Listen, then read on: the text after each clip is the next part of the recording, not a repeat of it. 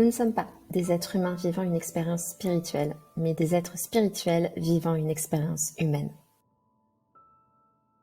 Et salut YouTube, bienvenue dans cette nouvelle météo où je te décrypte les énergies de la prochaine nouvelle lune et ainsi te permettre d'en tirer parti pour tous tes projets plutôt que de les subir.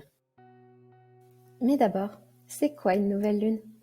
Une nouvelle lune est une conjonction Soleil-Lune.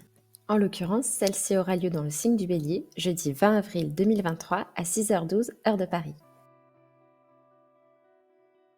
Le Soleil entrera en Bélier le 20 mars et y restera jusqu'au 20 avril. Et non, tu ne rêves pas, il s'agit bien là de la deuxième nouvelle lune en Bélier, car le Soleil passera en Taureau quelques heures après. Pour autant, le travail proposé n'est pas le même qu'à la précédente lunaison, puisque la configuration en ciel est différente de la dernière fois. Lors des dernières lunaisons, nous nous sommes questionnés sur notre identité et notre potentiel. Quels sont mes talents et comment puis-je les mettre au profit de quelque chose de plus grand? Au service de quoi? De qui? Et comment? La Lune représente notre besoin émotionnel. En Bélier, elle a besoin de certitudes guidées par la passion, afin de passer à l'action avec confiance et authenticité. La précédente nouvelle Lune en Bélier fait partie de l'ancien monde avec Pluton en Capricorne. Elle nous demandait de faire la synthèse de tout ce que nous avons appris grâce à ces dernières années pour en sortir le nectar et répondre à cette question « Qui suis-je ?»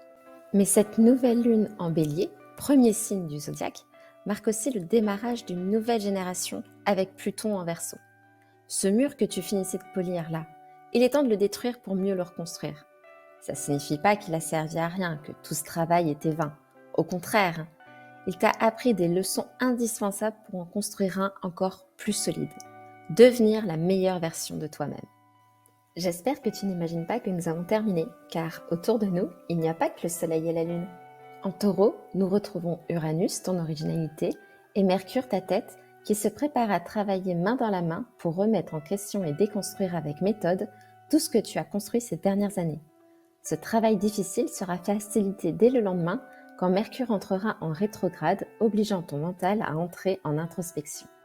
Et ça tombe bien car Vénus, qui représente ton cœur, est entrée en Gémeaux mardi 11 avril.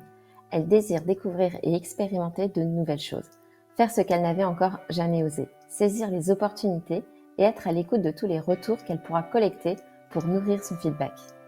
Ce que Vénus désire, Mars part le chercher. En Cancer depuis le 25 mars, ce n'est pas un guerrier impulsif, mais il est courageux. Il puise sa force dans son besoin de protéger et faire le bien autour de lui. C'est là tout l'intérêt de t'accrocher à ta quête intérieure. À chaque fois que tu as envie de lâcher, rappelle-toi pourquoi tu fais les choses et visualise cette étoile qui t'attend. Ne te laisse pas paralyser par la peur, mais avance pas à pas.